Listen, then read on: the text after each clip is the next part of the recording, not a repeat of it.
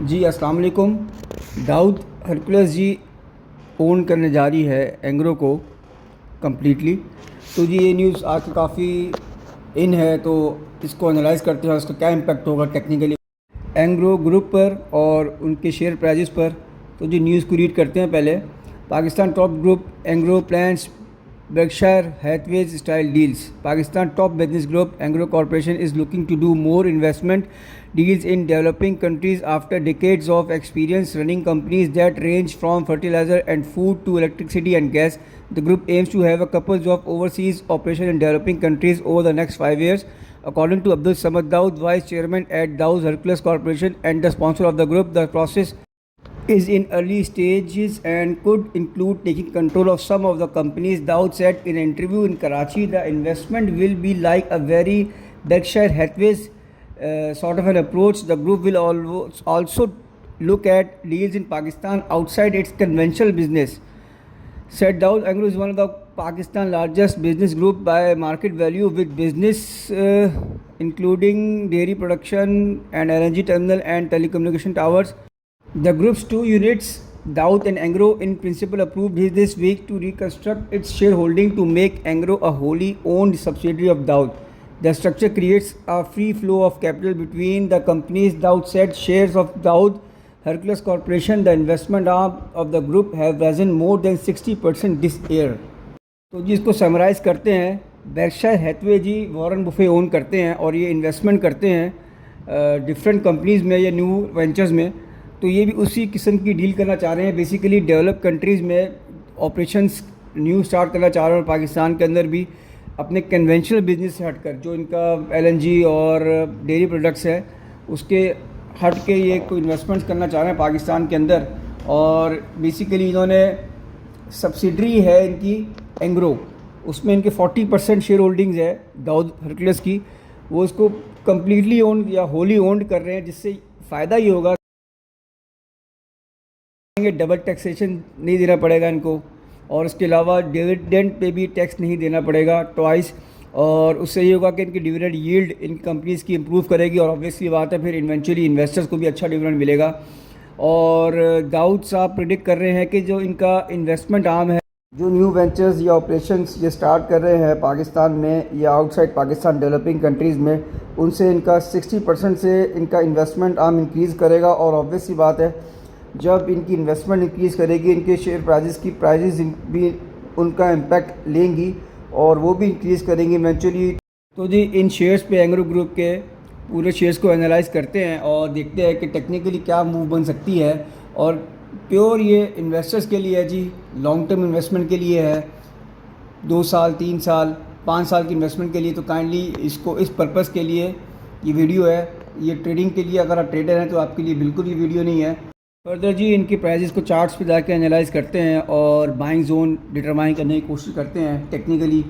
तो जी सबसे पहले हम चलते हैं इस पे एंग्रो पे चलते हैं सबसे पहले। तो एंग्रो पे अगर मैं चले जाऊँ तो जी ये डे का चार्ट है। तो आप देखें ये एक मैंने स्ट्रक्चर ड्रॉ किया हुआ है और ये स्ट्रक्चर के बिल्कुल बॉटम पे खड़ा हुआ है। तो जी इसकी पहली सपोर्ट है 350 की और उसके बाद इसकी नेक्स्ट सपोर्ट है जी वो अराउंड 334 की है। तो ये इसका एक पूरा एक बाइंग जोन हो सकता है, आप इसको एक्यूमुलेट कर सकते हैं।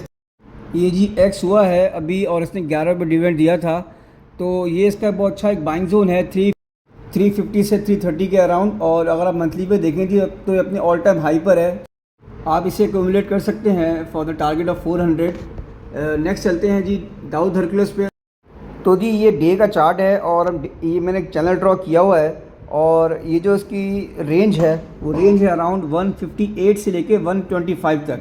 तो जी अगर आप देखें तो अभी इसने रिसेंटली डिविडेंड भी दिया है और डिविडेंड जी 5 रुपये दिया था और ये एक्स हुआ है और ये अपने ये चार्ट के टॉप पे खड़ा हुआ है। तो अगर आप इसकी सपोर्ट देखें तो इसकी सपोर्ट है जी 146 की और एक सपोर्ट है जी इसकी 125 की।